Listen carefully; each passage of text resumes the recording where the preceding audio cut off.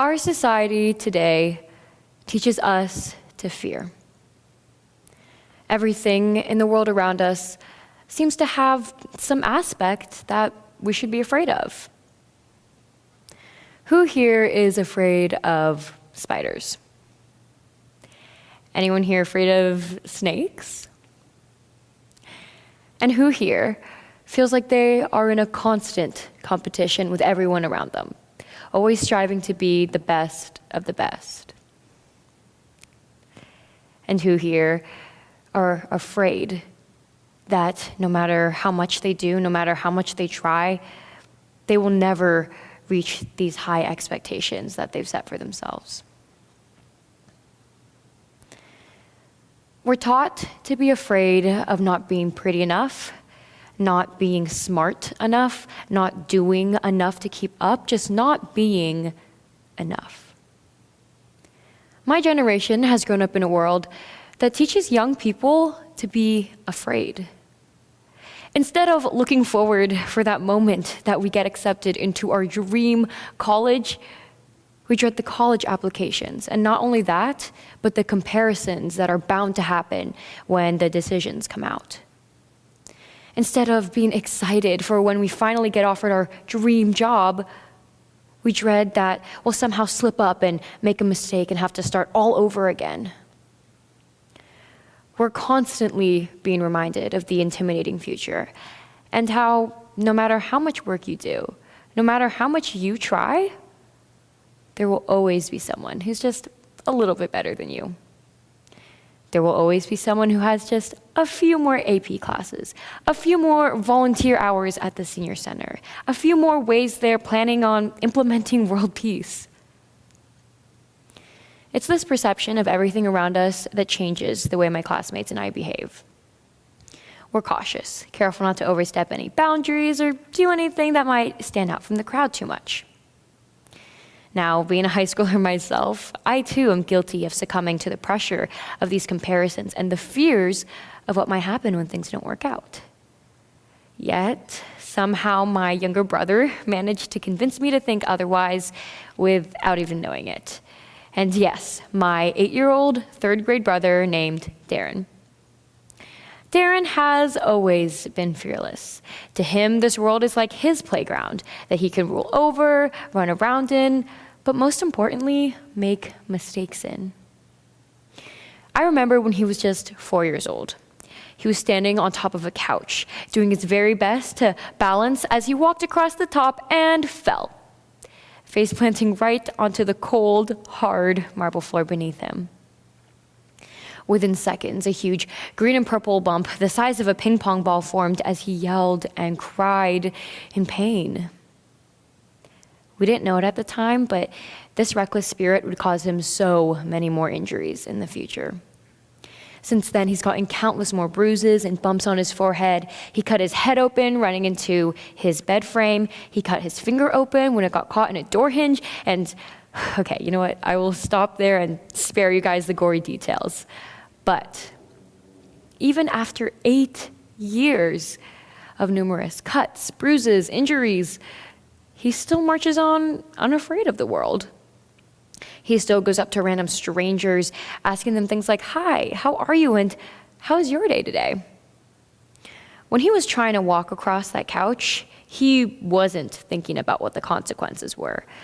Although, let's be honest, in this example, he probably should have been. All he was focused on was the end goal and how he would do anything to achieve that, even if it meant walking around with a huge bump on his forehead for the next few months. Seeing my brother get knocked down, and I mean literally knocked down on the floor crying so many times, made me realize that it's possible to look past my alarming, unknown future while also convincing me to do something that I was afraid of.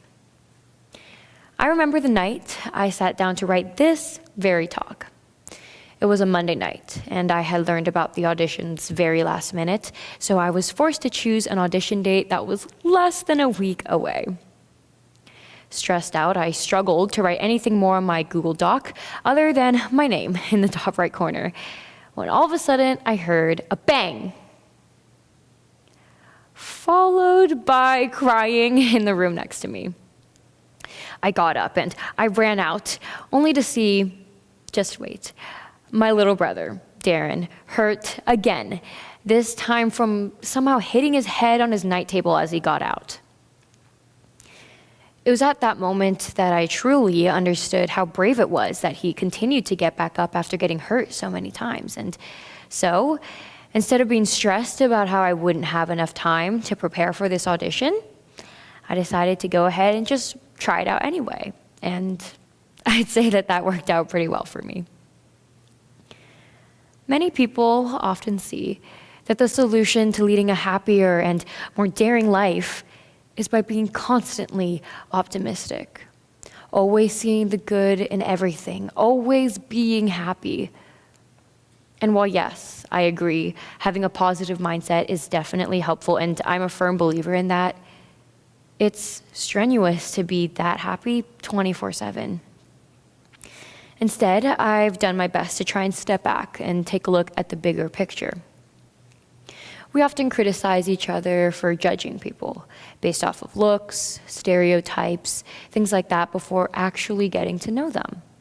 And this criticism is just, and also happens in other aspects in our lives. What if I said that I was going to give you 100 math problems and you had 3 minutes to solve them? I didn't tell you anything else. I just said 100 math problems, 3 minutes, go. What would you respond? Would you be willing to do it? Would you jump up to the challenge and be ready to face it? It sounds kind of intimidating, sounds kind of overwhelming, maybe even impossible. But what if I told you that these math problems were 100 addition problems, the types of problems that you would have gotten in first grade?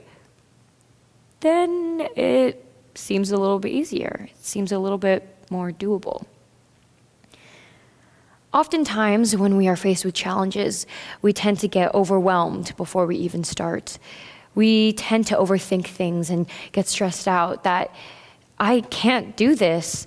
I will not succeed. I'm not enough. I'm not enough. But I've been doing my best to try not to focus on that and try to see the bigger picture. When I first told you about the math problems, it sounded very intimidating. But once you take a closer look, it still might be scary, but it's a little bit easier. If you've given up in your mind before you even try to embark on a challenge, then you've already lost. You'd be giving in to what the world is telling you to do, the little voices in your head telling you to just give up because there's no way you'll be able to reach these high expectations. Darren was once tasked with another difficult challenge as well. Last year, he came home from school and told us he had run straight into a pole on campus. He said that he was faced with a decision: to cry or not to cry. He bravely and adamantly assured us, might I add, that he had chosen not to cry and went back to running around campus while successfully avoiding all other poles. It's difficult when running into poles now meaning hardships and not literal poles, of course, to decide whether to sit and accept defeat or to get back up and start running through life again. I've learned that it's essential to stop focusing on these what-ifs that create fictional challenges that may not even occur and just add extra stress to your life. In the end, I've learned, and I challenge you, to try looking at things through the eyes of a child. One who may be 8 years old and one who may always get hurt. And see that this world is like your playground, which may be filled with poles, so maybe watch out for those, but also endless possibility. Our society today teaches us to fear. But I've learned that life is too short to stop and fret about every decision and challenge that we face. This world is like your playground.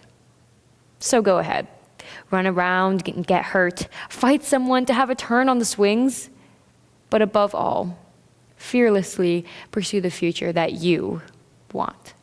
Thank you.